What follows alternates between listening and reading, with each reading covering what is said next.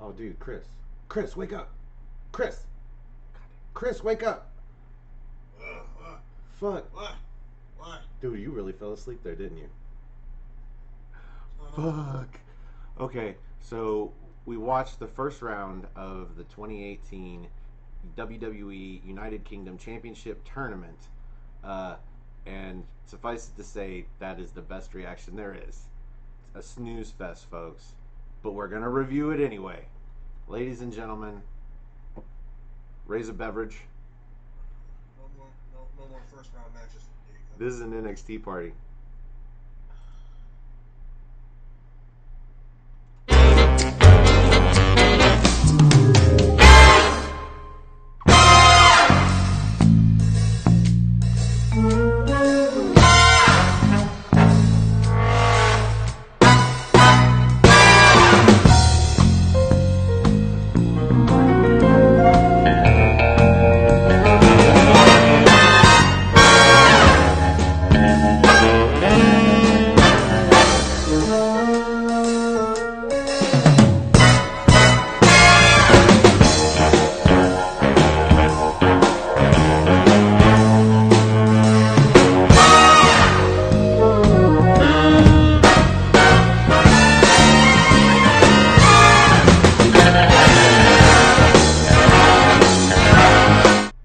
Okay, that's enough of that.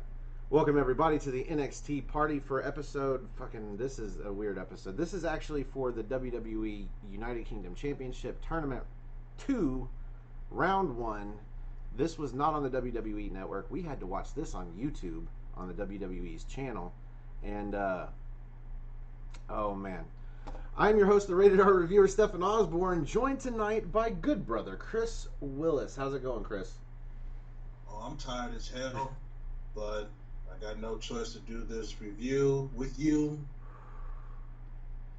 Let's just get this over with. Oh, you had a choice. I'm just glad you chose to do the review because this would have been a bitch to do alone. Because I'm sorry, ladies and gentlemen. Hopefully, we make this round better than what it was. Now I understand why the two shows that they have on the WWE network begin during round 2 when you've already gotten down to the 8 better wrestlers, and hopefully those are going to be better matches. That was the case in the first round. The first round, or the first tournament, round 1 wasn't exquisite or nothing, but round 2 and beyond were some great matches. So we start this one off with Drew Gulak versus Jack Gallagher, and this is at NXT. This is in the Performance Center, I believe, and this will be the one match that's there. I think this was the match where they're sort of like promoting this tournament, and so they're gonna put the I think they put the first round matches maybe on YouTube. I don't know. They did it somewhere live. There was a live broadcast of the pre-recorded matches, but they went up somewhere. What'd you think about Jack Gallagher and Drew Gulak? Oh, I really enjoyed this match. When this match was announced, Drew Gulak and Jack Gallagher, they were a tag team on 205 Live. Putting them together one-on-one for this tournament was like, man, this is going to be very crazy. Like, the match, to me, I feel like it was a filling out process. It felt like a chess match between both these guys. Jack Gallagher mostly trying to work on the leg. Drew Gulak is trying to work on the arm. And then it finally went to second gear. Instead of like moves and whatnot, it was more of a striking game. Who's going to be the best striker? But at the end, Jack Gallagher hit him with that famous headbutt and got the victory. Yeah, this was kind of a back and forth between two baby faces. At this point, Drew Gulak has just come into a babyface role, so he's new to this. Jack Gallagher is getting about towards the end of his rope as a babyface. This is maybe a year before he gets that tattoo and turns into a bad guy. But meanwhile, he does come out very cordially, and this match ends. I think it begins and ends with that handshake of respect. It might not have started that way, but let's see. A few of my high points here, the stuff I like. Gallagher locks on this standing knee bar. It's sort of like a standing figure 4 that was just awesome looking. One of those moves that you put on and the person can't escape because like of the physics of it, and so he doesn't have to use his hands at all. And then he does a back bend, a bridge, and Gulak somehow counters that into a dragon sleeper, but then he gets to the ropes and then they break it apart and whatever. I also like this submission that Gulak put on. It was a cloverleaf sunrise. You can imagine that. Like a Texas cloverleaf, but he wasn't standing. He was kneeling and he had the arm trapped up in the leg like a tequila sunrise. It's pretty cool. In the end, Gulak got on a tear and he starts hitting him with all these palm strikes, which the ref doesn't have to break off because it's not a fisted punch. And like he goes for a round or like a discus into a palm strike, and Gallagher just leans forward and smacks him in the head with the top of his head for that wicked headbutt and falls into a cover. 1, 2, 3. Gallagher moves on, and thank God, because Drew Gulak is not like British, is he? Like he's not. He's American, isn't he? Pretty sure. So I don't know why he's in this tournament, but I'm glad he's out early. Meanwhile, let's move on to Travis Banks versus Ligero. Now this starts off our quest into the Download Festival, and that's where the rest of these matches are going to happen, various stages. It seems like, I don't know, the sun seems to change in between some of these matches in a way that this is not in a particular order. They just put this on in the best order that they wanted to. Anyway, post-production. What were your thoughts on Travis Banks versus Ligero? When I first saw this tournament 2 years ago and rewatching it again, when these two were facing each other, it was like, man, it's a win-win or and it's a lose-lose. Honestly, I really wanted Ligero to win this match because I know this was going to be more of a high-flying versus a strike situation between these two. These guys went back and forth, and at the end, Travis Banks got the victory. Yeah, I think this was all just slightly before NXT UK like first started out, because we're getting really close to a lot of the characters that we know now. Like good example is Jordan Devlin comes out to music that he now uses. In the first tournament, whatever music he came out to, it was not his current theme. This is. I think that's also the case for somebody else. It was where's it at? Joe Coffey? No, Zach Gibson. James Drake.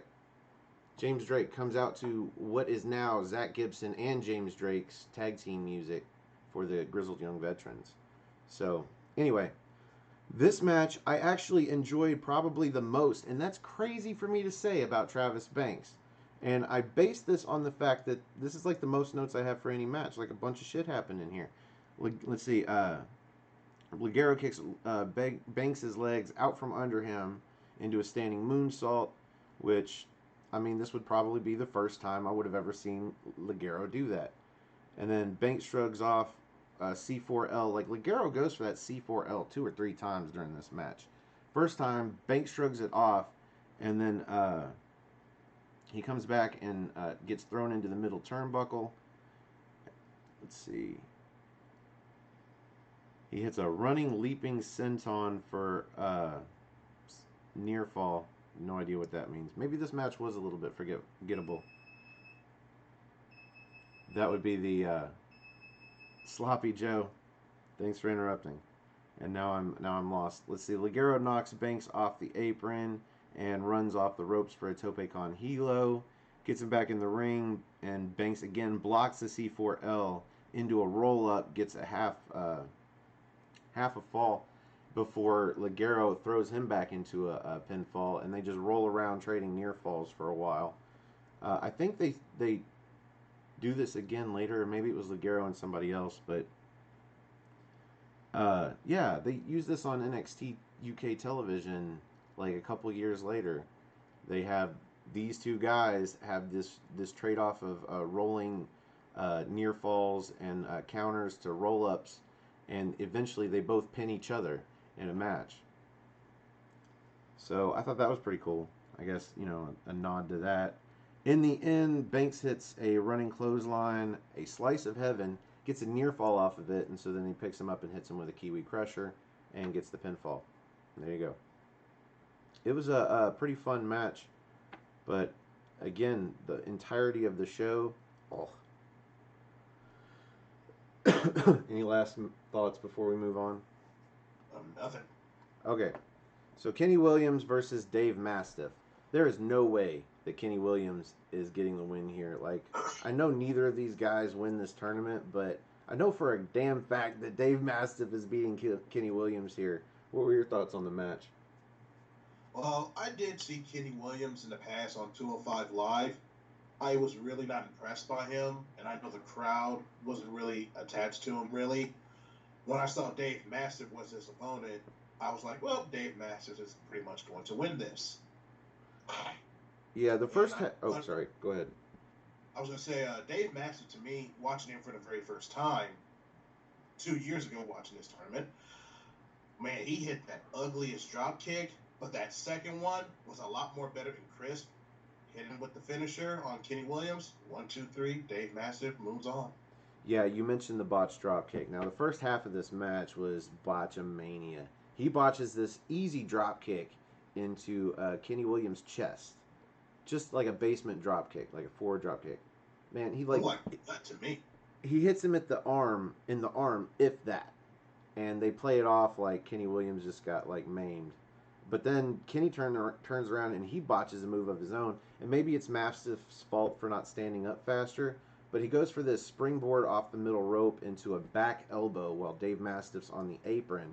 And Mastiff's head hasn't even cleared the top rope. So he ends up hitting the top rope with his arm. And kind of the elbow kind of looks like it gets towards Mastiff's head. That was his botch of the match. We do get to see, I guess this would have been the first time we saw the trifecta from Kenny Williams. The part of the match that I like is when he does that wrecking ball drop kick out of the ropes to the outside, hits Mastiff, and then skins the cat, runs off the ropes, and hits a suicida to the outside. Still doesn't put Mastiff down, though.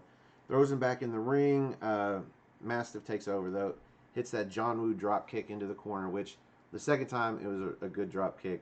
Really, really good drop kick. Runs into the corner for the Into the Void. Gets the pinfall. Of course, Dave Mastiff. But, alright. Next match. Flash Morgan Webster versus James Drake. Or, as he's calling himself now, Mr. Mayhem. And I think they dropped that pretty quickly. I guess it helps that when he came into NXT UK, I think he got a couple of matches, but mostly he just went right into teaming with Zach Gibson as the Grizzled Young Veterans, and that's pretty much where he should be right now, because they are such a good team. This is definitely where they should be. This match, though, James Drake, he has to job to Flash, the man with too many names. But despite James Drake losing here, what were your thoughts? Again, when I first saw Flash Morgan Webster on 205 Live during a UK show last year, well, back in 2017, I believe. No, it was early that year. I was not impressed. I felt like this was going to be a redemption story for James Drake because he lost in the very first round against Joseph Connors of round 1 of night 1 of the UK tournament. I thought he was going to win this match, hands down. To me, he was like the MVP of this match. But Flash Morgan Webster winning, I thought it was really the wrong call, hands down. Well, Drake was definitely the MVP of the match, but it's really similar to how he's the MVP of the matches that he has with Zach Gibson in a tag team. He's the guy that takes all the punishment. Like, all of my notes here are shit that Flash Morgan Webster does. And by the end of the match, it's like, yeah, they're probably going to put him over because he's the flashier of the two. He hits this swinging, or a standing senton bomb after swinging Drake's leg out from under him. So he plants him down onto the mat and then stands in front of him and does a front flip into a senton bomb. I wouldn't call it a swanton, but he also hits a whisper in the wind, though. So, you know, one of his inspirations is definitely Jeff Hardy. It was kind of a dirty whisper in the wind, but in the end, in the end of it, he finally spun around and actually hit something of somewhat, like, he hit him somehow. He actually made contact, which, at least.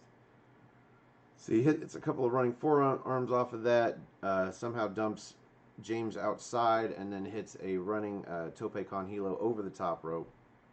Throws him back in the ring, and hits this tilt-a-whirl reverse DDT for the pinfall.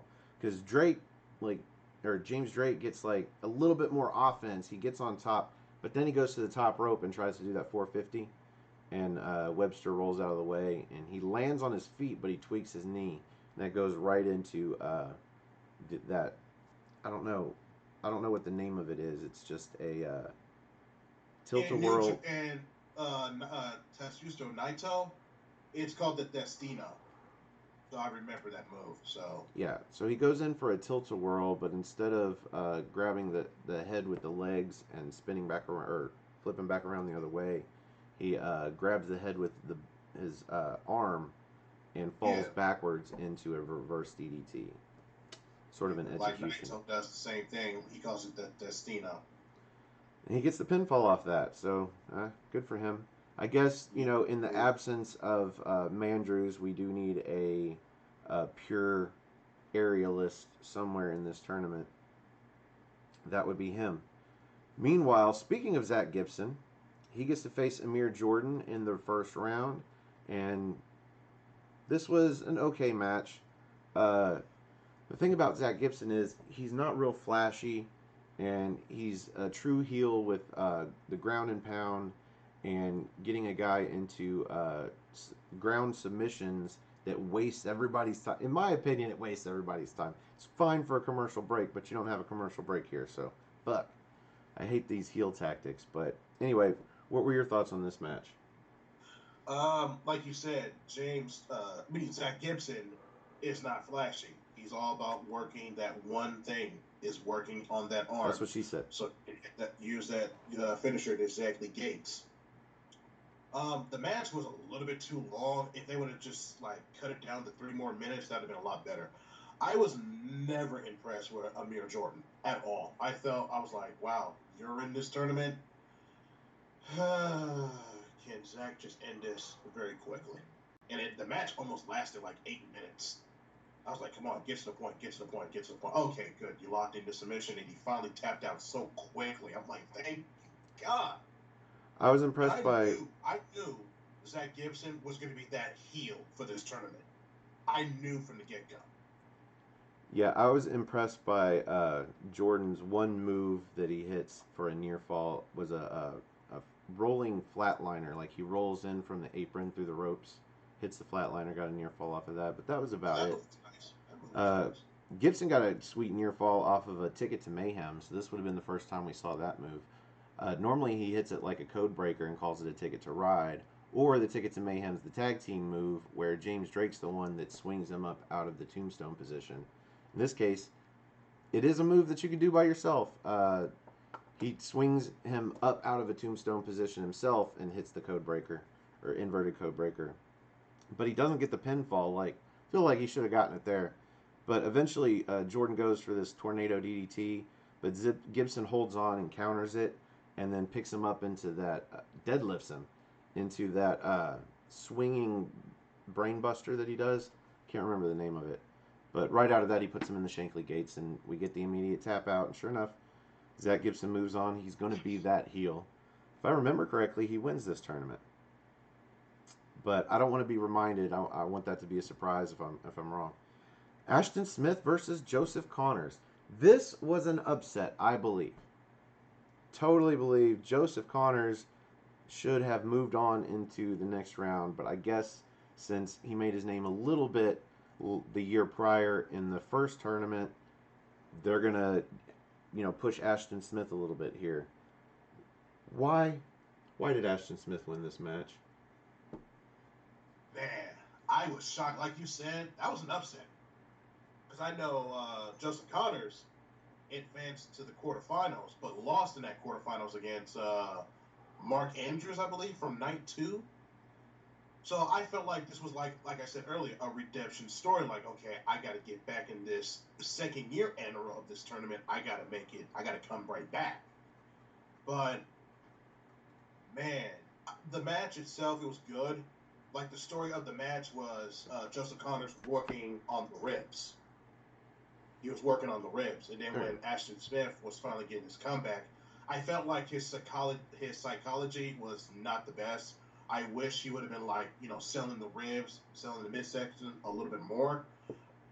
But yeah, when Ashton Smith hit him with that twisting little whiplash, little DDT or whatever it was called, and got the victory, I was shocked. Yeah, you mentioned the rib injuries. Connors traps Smith over in the corner into the ring post and goes outside and like wrenches him across the ring post. Does it a couple of times to a 3 or 4 count. Then gets in the ring, runs off the corner, and does a basement drop kick, kicking him, abdomen first into the ring post. And from this point, he starts working on the abs. But you know what that means if he's playing a heel character? It means he's going to be putting on a lot of rest holds, like the abdominal stretch. Stretch! Anyway, South Park reference. If you get it, I hope you're laughing. Uh, South Park is overrated. Sorry. yeah. Connors dodges Smith running into the corner and does a slingshot flatliner. This is the closest he gets to a near fall. Eventually, Smith hits this ripcord DDT, which is like you're setting him up for a reverse DDT with the arm crossed across the chest. So he grabs the wrist and he pulls him, and they spin around, and then he drops him for a DDT. Gets the pinfall. So I guess I'm okay with this. You know, they're going to use Joseph Connors improperly for a while after this, I guess. Let's see what Ashton Smith can do in the second round. Meanwhile, let's move on to Jordan Devlin. There's a bright spot in the tournament versus Tyson T-Bone. Except that Tyson T-Bone gets most of the offense in this match, which makes it slow and clunky, and it's terrible. And at the very end, thank God Jordan Devlin, he hits that Trouble in Paradise that I guess they're trying to use as his finisher now because it was split open. What was his name? It was Kenny Burch. yeah, Danny Burch in the first round of the original tournament, and it just I don't think it works. But he gets the pinfall off of that. That was nice. What do you think The about the match? Irish of Paradise, you want to call it? The match itself, again, like I said, this is my second time really watching this tournament as a retro review we're doing. When this match was happening, I'm like, ooh, who's gonna win this one? This is both. This is like both of a redemption. Like Jordan Devlin, he lost in that quarterfinals against Tyler Bate, and Tyson T-Bone lost his first round match against Wolfgang. One person was going to have to advance, and at the end, I was shocked. Jordan Devlin wins. Well, there was one thing I liked about this match. We got to see probably the best offensive moves I've ever seen out of Tyson T-Bone. He hit a belly-to-belly overhead suplex, like a throw, that Yeah. was just wicked looking, and then came right off of that into a jackhammer. Like he hits the throw, goes for a pinfall, only gets a 1 count. So he picks him up, hits him with a jackhammer, and gets a 2 count. But eventually, yeah, he ends up running into the corner, gets dodged. He goes shoulder first into the ring post, turns around, catches a Trouble in Paradise. 1, 2, 3. Tyson T-Bone again goes down. Speaking of going down in the first tournament, here's a guy that main events both tournaments and loses in the first round both times. Tucker versus Joe Coffey. Now, I was a little bit surprised by Joe Coffey being in this tournament. Kind of felt like it should have been Tyler Bate again. But I don't know why Tyler Bate wasn't in this tournament, but I'm fine with that. We get Joe Coffey debuting in NXT UK, or, sort of the concept of it now at this point. What do you think about the main event here? Again, second time watching this tournament. Joe Coffey, that entrance he looked like a star. He looked like a superstar. Like he didn't had to walk pace to the ring. He was like, let me just slow it down. Let the crowd feel his energy and whatnot. He looked like a star in this first round tournament, hands down with the entrance. Plus his theme song sucked. Thank God he got a better one now, if you know what I mean. I had a feeling Joe Coffey was going to win this match. I had a strong feeling. I'm like, Tucker, I know he wants to get back in, but I'm like, nah, it's not going to happen. Hit him with the discus clothesline, and that was it. Like, Joe Coffey wins. Yeah, as soon as I saw that it was Tucker in the main event, I'm like, whoever comes out next is beating this guy. There's no way that he is making it through this round when he couldn't make it through last time. We're definitely about to see a main event player come out, and sure enough, Joe Coffey, the Iron King. Like, he had some good moves in here, so we were introduced to his butterfly swing, which he does into a butterfly suplex, gets a near fall off of that. There was another flatline. There was like 17 or 18,000 flatliners in this show. Tucker hits a spring. I call it a spring shot. That's where he's on the apron and leans in through the ropes and springs off the bottom ropes off of that first step into a flatliner. Gets a near fall off of that. He goes to do a swanton though, but Joe Coffey blocks it with his knees. Hits that John Woo drop kick into the corner. Tucker still gets up, goes to do that super duper kick, and Joe catches it and flips him up and over. And as soon as he lands, Joe hits that all raw best for the Bills, that discus clothesline.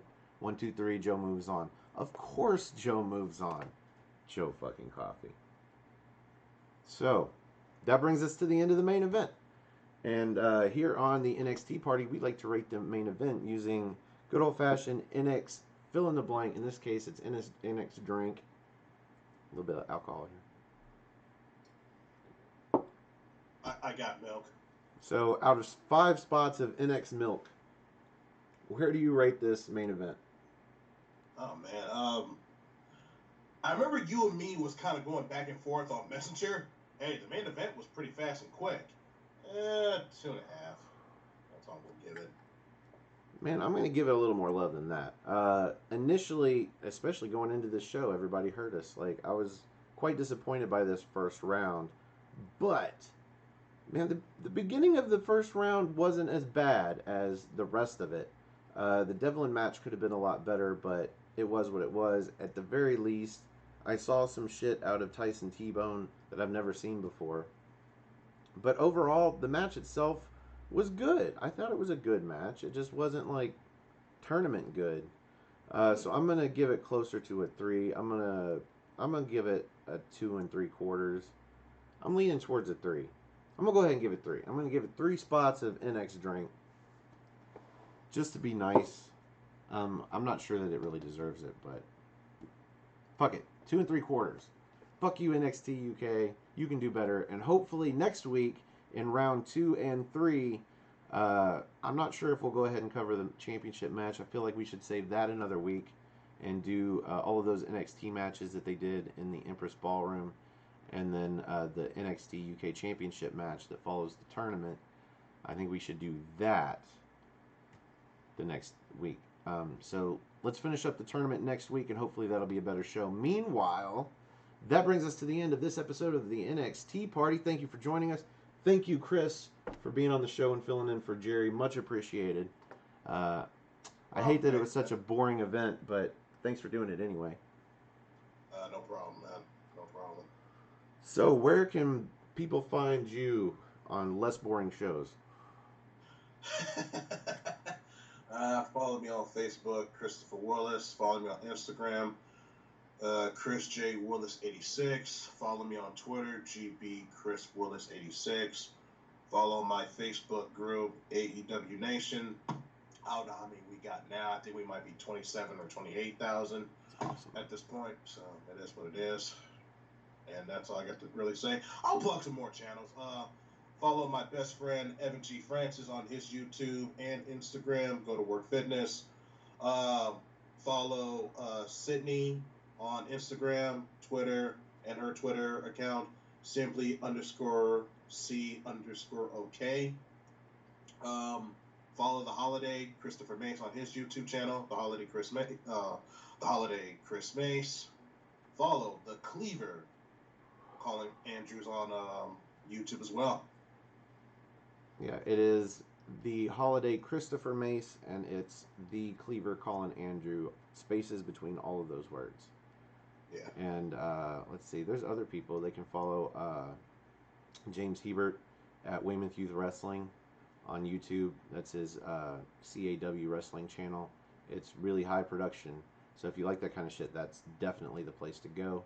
That's WEYMOUTH, Weymouth Youth Wrestling. You can also find Owen Finch, Owen the Talkinator. He talks about stuff that's not wrestling, but his wrestling channel is Wrestling Fortune 44. And did you do Noah? Noah Foster. I forgot. I'm so sorry. My bad. Oh. Noah Foster 210 on YouTube, and that's where you can find all his stuff. He does 205 Live and the like, so follow him there. And AEW, a lot of AEW stuff. So AEW Sparks, I believe. You can follow me on Twitter at Stefan R. Osborne, STEFANROSBORNE. As always, the R, both of them, stands for restricted. You can find my partner, the gentleman Jerry Slaughter, on Twitter as well at General_JSJ. And let's see, you can find him on Instagram at the_gentleman_slaughter. And I think you can find us both on Facebook in his group Armbar. All caps, ARMBAR. Exclamation point.